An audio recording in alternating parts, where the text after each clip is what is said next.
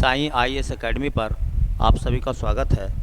बच्चों की जैसा कि आप जानते हैं, हम पढ़ रहे हैं उत्तर प्रदेश राज्य विशेष। उत्तर प्रदेश राज्य विशेष के तहत ये उत्तर प्रदेश के प्राचीन भारत का प्राचीन इतिहास का ये टेस्ट है, जहाँ तक आपको पढ़ाया गया था। क्योंकि कल वाली जो क्लास थी उसमें प्राचीन भारत जो है वो हमने ख़त्म कर लिया था। उत्तर प्रदेश में प्राचीन इतिहास में उत्तर प्रदेश में जो बदलाव हुए थे वो सब हमने जो है क्लियर कर लिए थे।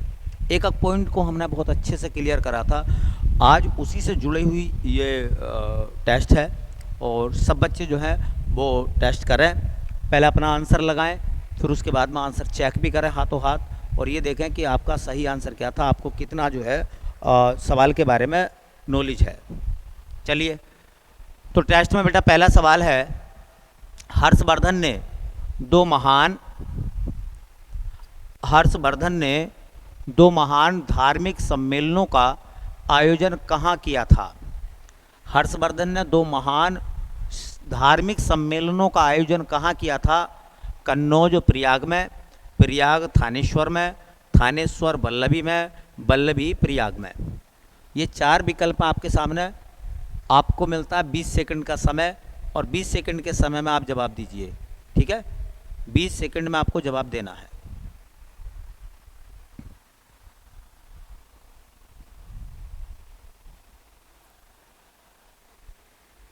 चलिए, आपका आंसर होगा कन्नौज और प्रयाग। कन्नौज और प्रयाग। देखो, हर्षवर्धन ने प्रयाग में महामोक्ष परिषद का गठन किया था, और उस मोक्ष परिषद के छठे सत्र में वो खुद भी गया था, और उसी के साथ साथ आसपास के राज्यों के 18 राजाओं ने उसमें भाग भी लिया था। ठीक है। दूसरा, विशाल सभा का आयोजन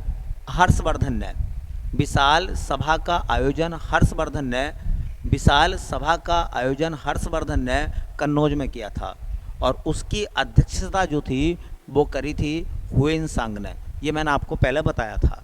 ठीक है, तो बेटा इसका सही आंसर हो जाएगा विकल्प ए। चलिए अगला सवाल देखते हैं।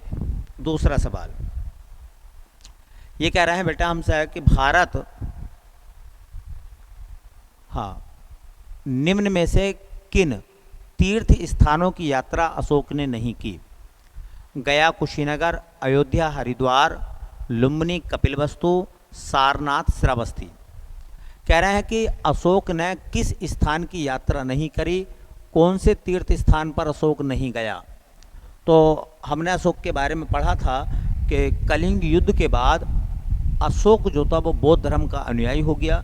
महात्मा बुद्ध और उनकी शिक्षाओं में उससे विश्वास हो गया, और अशोक ने उन सभी स्थानों का दौरा किया है जहाँ पर महात्मा बुद्ध गए थे। जहाँ जहाँ महात्मा बुद्ध गए थे उन सभी स्थानों का दौरा अशोक ने किया है। ऑप्शन गया कुशीनगर, अयोध्या हरिद्वार, लुम्बिनी कपिलवस्तु, सारनाथ श्रावस्ती। 4 विकल्प हैं बेटा। 20 सेकंड में आपको जवाब देना है, जल्दी लगाइए अपना आंसर।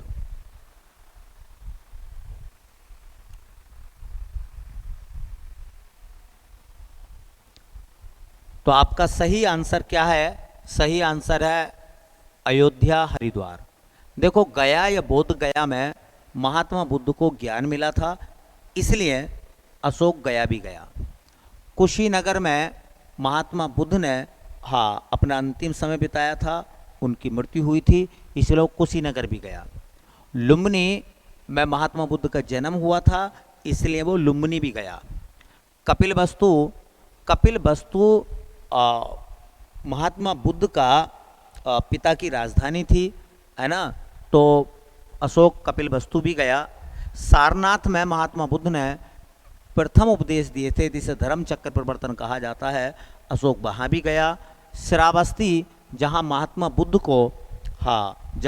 बुद्ध ने सर्वाधिक उपदेश दिए थे, तो वो श्रावस्ती भी गया था। तो अशोक कहाँ नहीं गया? अशोक अयोध्या और हरिद्वार नहीं गया। ठीक है, तो इसका सही आंसर बी है। बाकी जो डिटेल जानकारी है वो क्लास है, क्लास में मैंने सब चीज़ें आपको बताई हैं, आप उन क्लासों में देख सकते हैं। कह रहा है कि निम्न में से उत्तर प्रदेश के किस स्थान पर हर्षवर्धन ने बौद्ध महासम्मेलन का आयोजन किया था? बौद्ध महासम्मेलन का आयोजन, देखो बौद्ध महासम्मेलन का आयोजन कहाँ किया था? तो पहला ऑप्शन आपके सामने आता काशी, दूसरे में प्रयाग, तीसरे में अयोध्या और चौथे में है सारनाथ। तो कह रहा है कि हर्षवर्धन ने बौद्ध महासम्मेलन का आयोजन कहाँ किया था? काशी में किया था, प्रयाग में, अयोध्या में और चौथा विकल्प आपके सामने सारनाथ। 20 सेकंड आपके पास में है, जवाब दीजिए।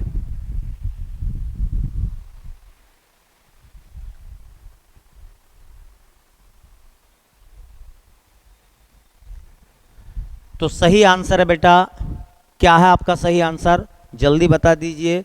तो सही आंसर है आपका प्रयाग। क्या है सही आंसर? प्रयाग। आपको मैंने अभी बताया था, इससे पहले पढ़ाया था तो भी बताया था कि हर्षवर्धन ने प्रयाग में महामोक्ष परिषद का आयोजन किया था, ठीक है, प्रयाग में। और वहाँ पर वो छठे सम्मेलन में, छठे समारोह में खुद भी गया था, जहाँ पर 18 प्रदेशों के राजाओं ने हिस्सा लिया था। चलिए अगला सवाल क्या है बेटा? कह रहे हैं मथुरा कला विद्यालय किसके काल में अपने शीर्ष पर था? मथुरा कला विद्यालय मौर्य, मुगल, कुषाण, सल्तनत। सल्तनत काल में, मौर्य काल में, कुषाण काल में और मुगल काल में। ये आपको जवाब देना है। 4 विकल्प हैं आपके सामने, आपको टाइम मिलता है 20 सेकंड का।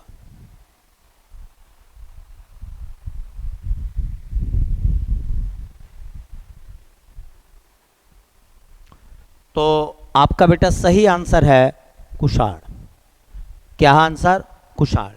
देखिए जो मथुरा कला विद्यालय है, मथुरा कला विद्यालय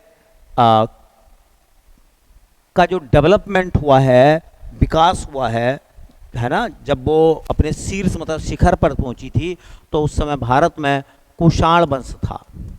क्या था? कुषाण वंश। मथुरा कला विद्यालय क्या है? निर्माण की कुछ शैलियां हैं, जैसे दक्षिण भारत की जो इमारतें हैं प्राचीन, वो द्रविड़ शैली में है ना। भारत में, उत्तर भारत में खास तरीके से गंधार शैली और मथुरा शैली का इस्तेमाल होता। तो मथुरा एक शैली है वास्तु स्थापत्य की, या आप ये कह सकते हैं कि निर्माण कला की, भवन निर्माण कला की, ठीक है। तो आपका सही आंसर हो जाएगा बेटा विकल्प सी। चलिए अगला सवाल कह रहा है कि गुप्त काल का पक्की ईंटों से बना भीतरगांव मंदिर स्थित है। बहुत डिटेल में पढ़ाया था, बहुत सारी बातें आपको बताई गई थी, कई सारे और मंदिर भी लिखाए गए थे। आपको सिर्फ यहाँ आंसर बताना है। पहला ऑप्शन है चित्रकूट, दूसरा है कानपुर, तीसरा गोरखपुर, चौथा है वाराणसी। भीतरगांव मंदिर पक्की ईंटों का बना, गुप्त काल का। कई बार पेपर में आया, बहुत बार पेपर में सवाल पूछा गया। जल्दी बताइए, अपना आंसर लगाइए बेटा। तो चित्रकूट, कानपुर, गोरखपुर और वाराणसी। तो सही आंसर है इसका कानपुर। कानपुर में है भीतरगांव मंदिर। भीतरगांव मंदिर कानपुर का है। भीतरगांव मंदिर कानपुर का है, पक्की ईंटों का बना हुआ है। और एक किस काल का बेटा? गुप्त काल का है। किस काल का है? गुप्त काल का, ठीक है। तो सही आंसर क्या आएगा आपका? B option Kanpur. चलिए अगला सवाल देखते हैं बेटा, बहुत शानदार सवाल है अगला। कह रहे हैं निम्न कथनों पर विचार कीजिए, और कथन दे रखे हैं और उसके बाद में रीजन के बाद, कथन के बाद में सही विकल्प आपको चुनना है। शक मूल रूप से पश्चिमी एशिया की एक बर्बर तथा खानाबदोश जनजाति थे। शक पश्चिमी एशिया के थे क्या? शक कहाँ से आए थे? क्या वो पश्चिमी एशिया से आए थे? शक पश्चिमी एशिया के थे, पहली बात। दूसरा कह रहे हैं कि कनिष्क ने 78 ईस्वी से शक संवत आरंभ किया था। ये बात सही है, गलत है? उपरोक्त में से कौन सा कथन सही है? केवल पहला, केवल दूसरा, 1 और 2 दोनों ठीक है, न तो 1 ठीक है और न 2 ठीक है। आपको इसका सही बताना है। 20 सेकंड का समय आपके पास।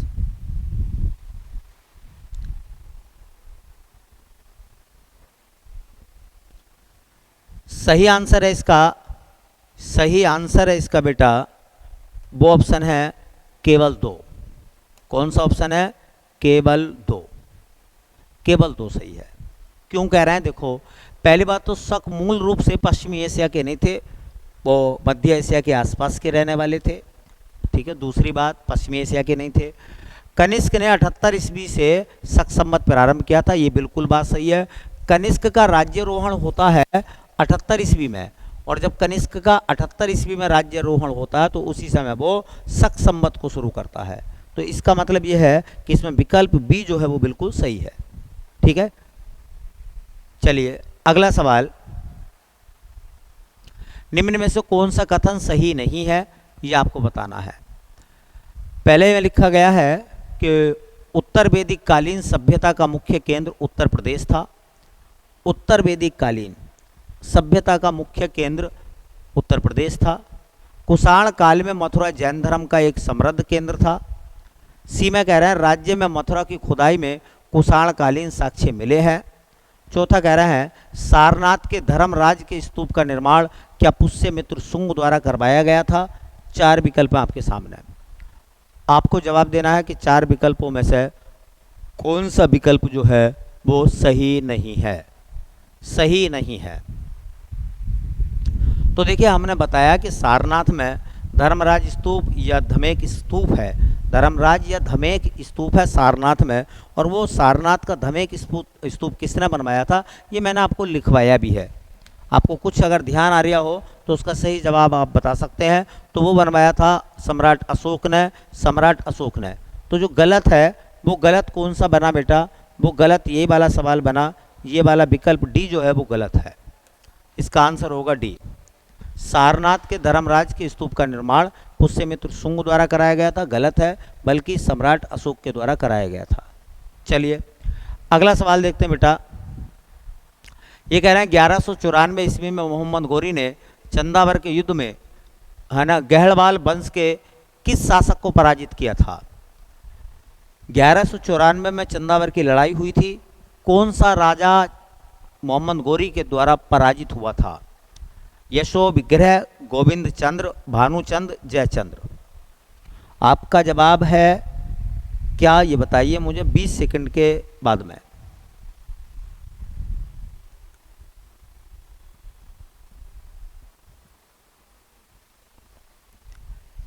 तो सही आंसर है बेटा इसका राजा जो कन्नौज का हारा था गहलवाड़ वंश का, उसका नाम था जयचंद। जयचंद पिछली क्लास में मैंने बहुत अच्छे से कहानी आपको बताई है। जयचंद जो है वो उस युद्ध को हार गया था चंदावर के युद्ध में। ठीक है। चंदावर का युद्ध जो हुआ था वो 1194 को हुआ था। उस युद्ध में एक तरफ मोहम्मद गोरी था, एक तरफ जयचंद था। जयचंद उस लड़ाई को हार गया था और गहलवाड़ वंश का अंत हो गया था। ठीक है। गहलवाड़ वंश का अंत हो गया था। ये चंदावर जो है वो उत्तर प्रदेश के फिरोजाबाद जिले में पड़ता है, ये भी मैंने आपको बात बताई थी। उत्तर प्रदेश का फिरोजाबाद जिला जहाँ चंदावर पड़ता है, ठीक है, और चंदावर में फिरोजाबाद के पास है, फिरोजाबाद जिले में है, और फिरोजाबाद चूड़ी के लिए फेमस है। गहलवाड़ वंश का अंतिम शासक कौन था ये आपको बताना है। गहलवाड़ वंश का अंतिम शासक कौन था ये आपको बताना है। यशोवर्मन, यशो विग्रह, गोविंद चंद, जयचंद। अपना आंसर लगाइए, 20 सेकंड में अपना जवाब दीजिए फटाफट एकदम। यशोवर्मन है, यशो विग्रह है, गोविंद चंद है, जयचंद है। तो सही आंसर मिलेगा बेटा इसका हमें जयचंद। गहलवाड़ वंश का अंतिम राजा जो था वो जयचंद था। जयचंद की राजधानी कन्नौज थी। ठीक है। जयचंद के दरबार में भट्ट केदार नामक एक कवि रहता था जिसने चंद्र प्रकाश, जयचंद प्रकाश नामक किताब लिखी है जिसमें जिसमें जयचंद का उल्लेख है। ठीक है। चंद्रदेव गहलवाड़ वंश का संस्थापक था जिसकी राजधानी जो हुआ करती थी वो वाराणसी हुआ करती थी। चलिए अगला सवाल क्या है बेटा। ये कह रहा है कि महमूद गजनबी ने कन्नौज पर कब आक्रमण किया था। महमूद गजनबी ने कन्नौज पर कब आक्रमण किया था? 1016 से 1017, 1018 से 1019, 1019 से 1020, 1020 से 1021। कब आक्रमण किया गया था महमूद गजनबी के द्वारा कन्नौज पर? तो महमूद गजनबी ने कन्नौज पर आक्रमण किया था बेटा, मैंने बताया था 1018 से 1019 के बीच। मैंने कहा था कि कन्नौज को लेकर त्रिपक्षीय संघर्ष हुआ और उस संघर्ष में गुर्जर प्रतिहार वंश आखिर में जीता। गुर्जर प्रतिहार वंश का एक राजा था राज्यपाल। उसी के समय में महमूद गजनबी ने 1018 से 1019 तक के बीच में हमला करा था, आक्रमण करा था कन्नौज पर, कन्नौज पर। ठीक है, चलिए अगला सवाल है, कन्नौज के त्रिपक्षीय संघर्ष में निम्न में से कौन एक शासक शामिल नहीं था? कन्नौज को लेकर जो त्रिपक्षीय संघर्ष शुरू हुआ उसमें कौन सा शासक या कौन सा राजवंश शामिल नहीं था? ऑप्शन है पाल, ऑप्शन है गुर्जर प्रतिहार, ऑप्शन है चंदेल, ऑप्शन है राष्ट्रकूट। 20 सेकंड है आपके सामने, आपको जवाब जल्दी से फटाफट लगा लेना है, क्योंकि सब आपको जो पढ़ाया गया है वैसे ही क्वेश्चन एग्जामिनर पूछता है जिस तरीके से बनाए गए हैं। तो बेटा इसका सही आंसर है, देखिए इसका सही आंसर है आपके सामने चंदेल। देखिए मैंने बताया था कि हर्षवर्धन के जाने के बाद, मरने के बाद कन्नौज का कोई वारिस नहीं बचा, उत्तराधिकारी नहीं बचा, इसलिए यशोवर्मन राजा बना। यशोवर्मन के मरने के बाद, यशोवर्मन के मरने के बाद कन्नौज पर सत्ता करने वाला कोई लायक व्यक्ति नहीं बचा। इसको लेकर, कन्नौज को हथियाने को लेकर, कन्नौज पर शासन करने को लेकर 3 महाशक्तियों के बीच में संग्राम हुआ, 3 राजवंशों में संग्राम हुआ, जिसमें एक पाल वंश था, एक गुर्जर प्रतिहार वंश था और एक राष्ट्रकूट वंश था। और ये लड़ाई कुछ साधारण लड़ाई नहीं थी, ये 200 वर्षों तक लड़ाई चली। और उस 200 वर्षों की लड़ाई में, हाँ 200 वर्षों की लड़ाई में अंततः फाइनल में विजय हाथ लगी थी गुर्जर प्रतिहार वंश को। ठीक है, तो कौन सा राजवंश जो था वो संबंधित नहीं है कन्नौज के त्रिकोणीय संघर्ष से, तो चंदेलों का कन्नौज के त्रिकोणीय लड़ाई से कोई लेना देना नहीं है बेटा। चलिए अगला सवाल, हर्षवर्धन के समय कन्नौज कहलाता था? हर्षवर्धन के ज़माने में कन्नौज को क्या कहते थे? महोदय श्री, बौद्ध नगरी, माया नगरी, हर्ष की नगरी। हर्षवर्धन के समय कन्नौज को किस नाम से पुकारा जाता था बेटा? 4 विकल्प हैं और आपका समय है 20 सेकंड का, जवाब दे दीजिए आप।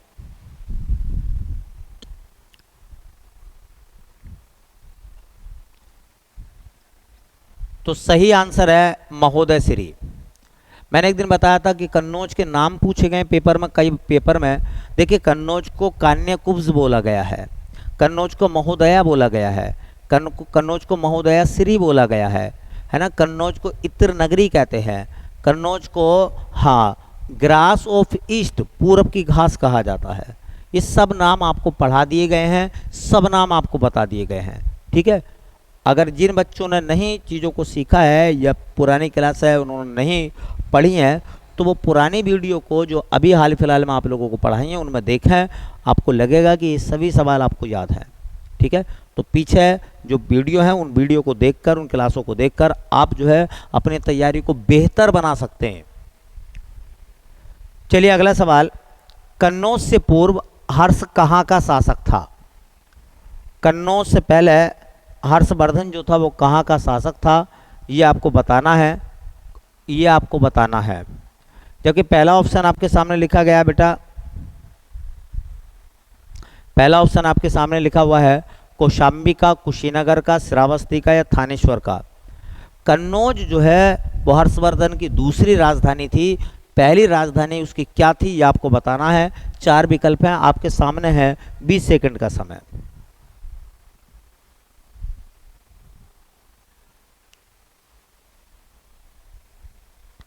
तो सही आंसर है इसका, सही आंसर है थानेश्वर।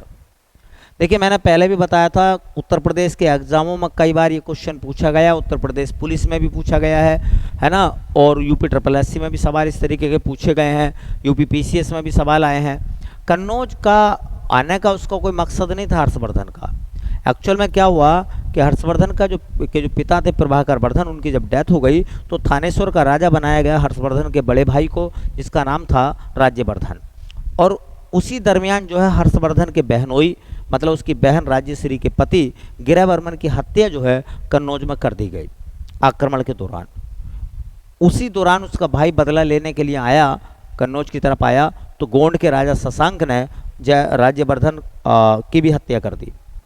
जिस समय हर्ष को राजा बनाया गया उसकी उम्र बहुत कम बताई जाती है, बहुत कम उम्र थी, फिर भी उसने साहस से काम लिया, हिम्मत से काम लिया, अपने दिमाग का इस्तेमाल किया और अपने साम्राज्य का विस्तार करते करते वो कन्नौज को अपने अंडर में ले लेता है और बाद में कन्नौज को वो अपनी राजधानी बनाता है। तो हर्ष की पहली राजधानी थानेश्वर थी और हर्ष की दूसरी राजधानी कन्नौज थी।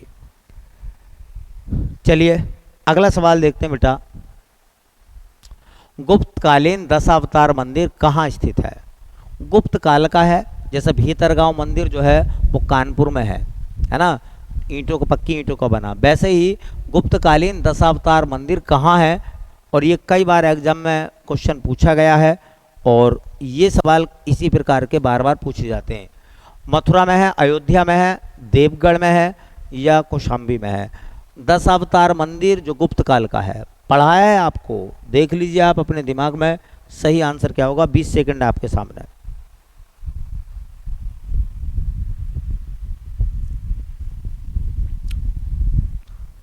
तो बेटा सही आंसर है देवगढ़। मैंने बताया था ललितपुर के देवगढ़ में दशावतार मंदिर है, तो दशावतार मंदिर देवगढ़ में है, ललितपुर के देवगढ़ में दशावतार मंदिर है। दशावतार मंदिर ललितपुर के देवगढ़ में है। ये पढ़ाया आपको, सब चीज़ आपको बता दी गई है। चलिए अगला सवाल ये कह रहा है, देखो, अशोक स्तंभ पर हरिसेन द्वारा रचित समुद्रगुप्त का प्रशस्ति लेख प्राप्त हुआ है। मथुरा में, प्रयाग में, वाराणसी में, अहिच्छत्र में। समुद्रगुप्त की बढ़ाई में दरबारी कवि हरिसेन ने जो प्रयाग प्रशस्ति को लिखा है, प्रयाग प्रशस्ति को लिखा है, नाम से पता चल लिया है ना। तो कहाँ है? मथुरा में, प्रयाग में, वाराणसी में, अहिच्छत्र में। तो बेटा इसका सही आंसर है, सही आंसर बता दीजिए, तो वह है प्रयाग में। कहाँ है बेटा? प्रयाग में, वो प्रयाग में है। ठीक है। अब देखिए मैं आपको बताऊं, मैं आपको कुछ बातें बताऊं। एक अशोक का शिलालेख था, अभिलेख था, रानी का अभिलेख, जो उसकी पत्नी रानी बाकू कारुबाकी के नाम से है। ठीक है, वो कौशाम्बी का था। तो कौशाम्बी के अभिलेख पर दूसरा लेख जो लिखा गया, पहला तो अशोक का हो गया, अशोक के बाद जो दूसरे नंबर पर लेख लिखा गया, मतलब पहला लेख लिखा गया, वो समुद्रगुप्त की प्रयाग प्रशस्ति थी जो हरिसेन ने लिखी थी। लिखी वो कौशाम्बी में थी, वो अभिलेख शिलालेख कौशाम्बी में था। लेकिन उसके बाद जब अकबर का दौर आया तो अकबर उसको कहाँ ले आया? इलाहाबाद में, प्रयाग में। और फिर उसी पर जहांगीर के राज्यरोहण का विस्तृत वर्णन है। तो वो जगह कहाँ है? प्रयाग में। चलिए अगला सवाल कह रहे हैं कि पुष्यमित्र शुंग ने किस स्थान को अपनी राजधानी बनाया? मैंने सब पढ़ाई हैं चीज़ें, बहुत अच्छे से आपको बताई हैं कि पुष्यमित्र शुंग जो है उसकी कैपिटल पूछ रहे हैं क्या है। राजगीर, विदिशा, पाटलिपुत्र, कन्नौज। भारत में द्वितीय ब्राह्मण धर्म का संस्थापक पुष्यमित्र शुंग, जिसके दरबार में रहने वाले एक बड़े विद्वान का नाम था पतंजलि, योग दर्शन के प्रतिपालक। मैंने बताए होंगे सब नाम, ये महाभाष्य को जिसने लिखा, जिसके अयोध्या शिलालेख से पता चलता है, अयोध्या शिलालेख से पता चलता है कि पुष्यमित्र शुंग ने 2 अश्वमेध यज्ञ करे थे, है ना, जिसने मौर्य वंश के अंतिम राजा की हत्या करने के बाद शुंग वंश की भारत में स्थापना करी थी, क्योंकि वो अंतिम मौर्य सम्राट जो है वो यवन सेनाओं से मुकाबला करने के लिए सक्षम नहीं था, उसका नाम। तो देखो ऑप्शन है आपके सामने, राजगीर, विदिशा, पाटलिपुत्र और कन्नौज। तो सही आंसर आएगा बेटा विदिशा। पुष्यमित्र शुंग की राजधानी थी विदिशा। विदिशा जो है वो कहाँ है? एमपी में, मध्य प्रदेश में, है ना, मध्य प्रदेश में विदिशा है, वहाँ पुष्यमित्र शुंग की राजधानी हुआ करती थी। चलिए अगला सवाल देखते हैं बेटा, निम्न में से किस राजवंश का संबंध मगध साम्राज्य से नहीं है? मगध साम्राज्य में जितने भी राजवंश हुए हैं सबके राजधानी पाटलिपुत्र है, या राजगीर है। कौन सा सम्राट ऐसा जिसका संबंध मगध से नहीं है? हर्यक वंश, शिशुनाग वंश, शुंग वंश, नंद वंश। ऐसा बताइए जिसका संबंध जो है वो मगध राजवंश से नहीं है। आपके सामने 20 सेकंड का समय है, जल्दी आप जवाब दीजिए बेटा। मगध साम्राज्य से किसका संबंध नहीं है? कौन मगध साम्राज्य से संबंधित राजवंश नहीं है?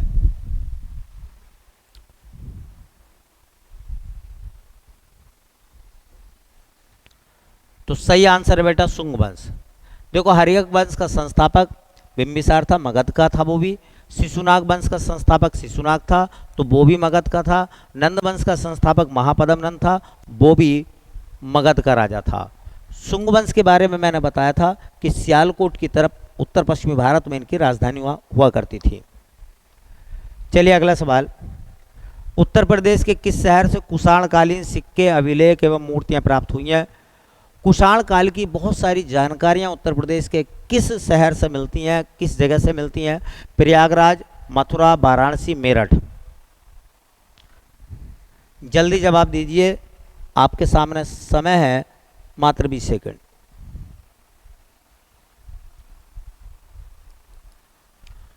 तो बेटा इसका सही आंसर है, देखिए इसका बेटा सही आंसर है वो है मथुरा। मैंने बताया था पहले भी कि मथुरा से कुषाण वंश की बहुत सारी चीज़ों को प्राप्त किया गया, मथुरा से। तो इसका सही आंसर क्या बनेगा बेटा? मथुरा। चलिए अगला सवाल देखते हैं। निम्न में से किस क्षेत्र को जेजाक भुक्ति कहा जाता था? बुंदेलखंड, पश्चिमी उत्तर प्रदेश, रुहेलखंड, अवध। किसको जेजाक भुक्ति कहते थे? तो देखिए मैंने बताया भी था आपको क्लास में, है ना, जब हम पढ़ रहे थे तो हमने उसमें बताया था कि राजा चंदेल वंश का एक राजा था जेजा। जेजा को जहोटी भी कहते थे। उसी ने साम्राज्य का नाम उसी के नाम पर पड़ा था, जेजाक भुक्ति, और ये हिस्सा कहलाता था बुंदेलखंड। तो बुंदेलखंड का जो हिस्सा था, बुंदेलखंड का जो क्षेत्र था, उसी को हम जेजाक भुक्ति कहते थे, और ख़ास तौर से महोबा को। ठीक है, चलिए आखिरी सवाल की तरफ चल रहे हैं बेटा। कन्नौज के त्रिपक्षीय संघर्ष में किसे विजय प्राप्त हुई थी? कन्नौज का जो संघर्ष जो 200 वर्षों तक चला, अंततः कौन उसमें जीता था, किसको विजय हासिल हुई थी? पाल वंश, राष्ट्रकूट वंश, गहलवाड़ वंश या गुर्जर प्रतिहार वंश? जल्दी बताइए, 20 सेकंड का समय है आपके पास।